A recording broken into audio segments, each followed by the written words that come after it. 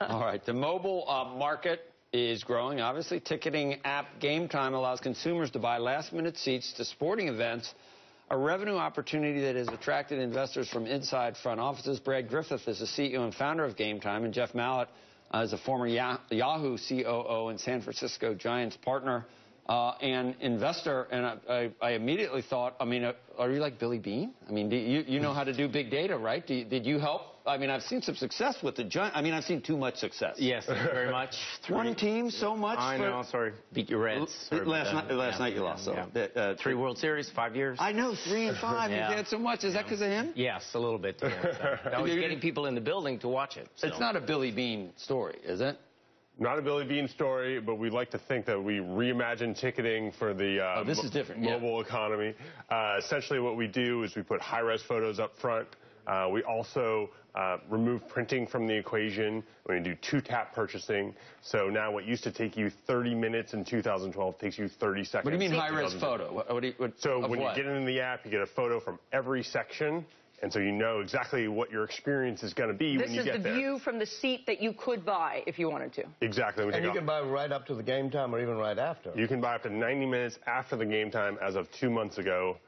So you can actually look and see if there are nice people sitting around you. Yeah, not in real time quite yet, but one from every section for every stadium that we serve. Wow. This helps everyone. I mean, you could never have an empty seat again. This would help. No, it really does. I mean, obviously, the trend towards mobile, we're all seeing it's coming fast and furious, right? Uber, etc. And this fits into the sporting world. $14 billion ticketing market. And what happened is there inefficiencies, right? And the ability now for this next generation, primarily 18 to 34s, their phone guides their life. And at that last-minute decision, they don't want to make the long-term decisions for season tickets. They want to be able to look at their seat, get in, and as they're walking down, choosing between going to the restaurant or going to the ball game is now... But you think about one of the trends we've seen is that, like, cars that are always parked, maybe they should be getting driven around by someone who needs a ride, or apartments that are empty. Maybe there should be someone living there and so you got Airbnb, you got Uber, you got all this stuff. Yeah. Why should there ever be, at a given price, like hockey tickets cost like $300. Why can't you, if there's some empty seats, why can't you buy them for 5 minutes before you go in? And then every seat would be full. I mean, that's what the thing Gametime does, is it creates an efficient marketplace. And the ability between working with leagues, with teams, with the ability to find the right person at the right price. What's key is, like for Uber, dynamic pricing. Yes. How dynamic is the pricing here? It's shifting every minute, Every 10 seconds, the pricing changes on Gametime.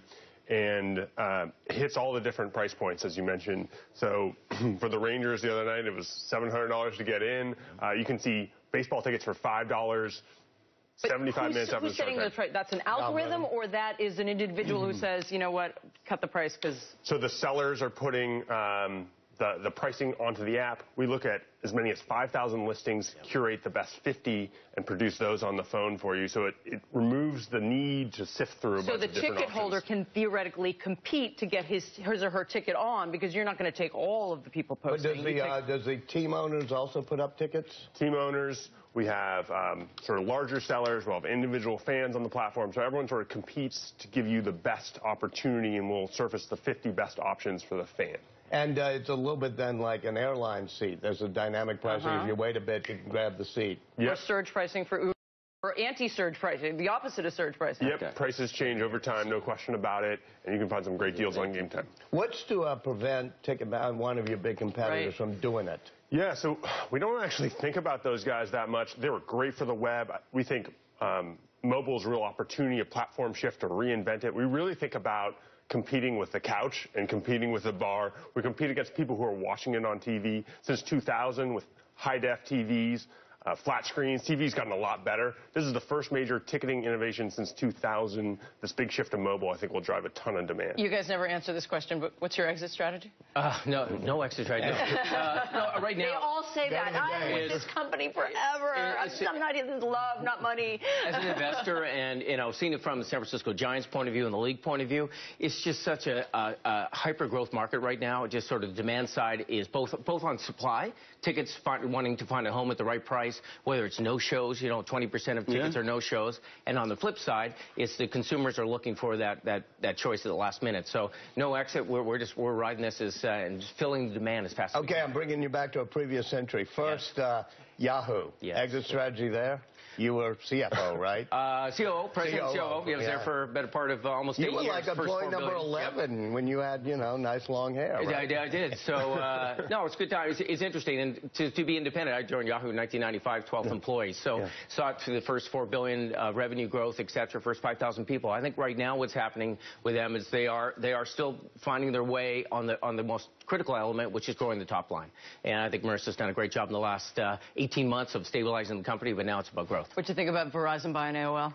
I mean, that story played over so many times. I'm not surprised. It's an easy balance sheet item to do. Because it's cheap. It's cheap. And, distribution is always looking for content. Content's always looking for distribution. I think at the end of the day, it's kind of a wash. Tim Armstrong for creating value, double the stock on that one, and it'll be the brands that matter, TechCrunch, Huffington Post, that maybe we'll get some unique we were content. told this is actually all about ad technology, that it actually isn't that. That's what I thought. Oh, this is the marriage of content and pipes, but no, they say it's about being able there's to get always better layers of value, hopefully sitting in the back end that everyone hopes for on the transaction, but on the front end, it's trying to be branded content, finding a unique audience. If you had been at Yahoo still, would you have been looking at AOL, or would you be breathing a sigh of We took relief? phone calls from Steve Case back in 1995, and probably a dozen times all the way through, and there was not enough creative value between the two companies over the years. So you closed on $13 million of financing just a couple days ago, right? Yeah, that's right. That's nice. Yeah, it's great. We're going to use it for expanding in all departments. Our app sort of really resonates with people 18 to 34. 85% of our users are 34 and younger, so we're hiring people in that demo to attract people to the app in that demo. We have the Disruptor series. I mean, what about those colorful characters outside, like Great American Ballpark in Cincinnati, those guys with the tickets and everything? Yeah, are you putting those guys out of... They'll still find how are they going to make a living? They'll still find their way around the thing, but now we're giving consumers that trust that they know where their tickets are coming from, they're validated, and it's right on their phone. Can you spread this to other things like the opera and other venues and concerts? Yeah, certainly thinking about, live sort of theater type events, certainly thinking about music. So people don't have to go line up at TKTS, they could actually just... Potentially, yeah, when it's 12 degrees out like it was last time we were here. It's awful. Not a great user experience. So yeah, we think once we nail sports, we can do a lot of other verticals, but we're staying focused here on sports for the foreseeable future. And what social media works best for you to get the word out? So Twitter and Facebook have been really successful for us so far. We're always on the lookout for new platforms that will be emerging in social, but those have been the keys for us so far.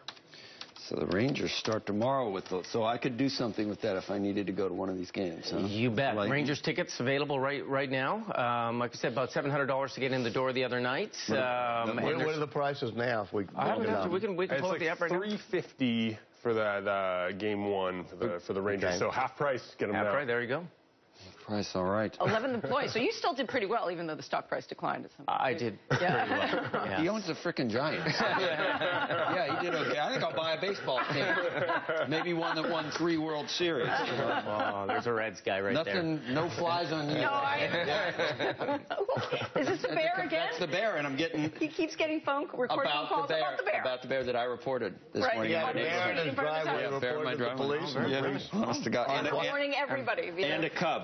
So a bear market. Either a cub or a friend named Boo Boo. One or the other. Yeah. Thanks, guys. All right.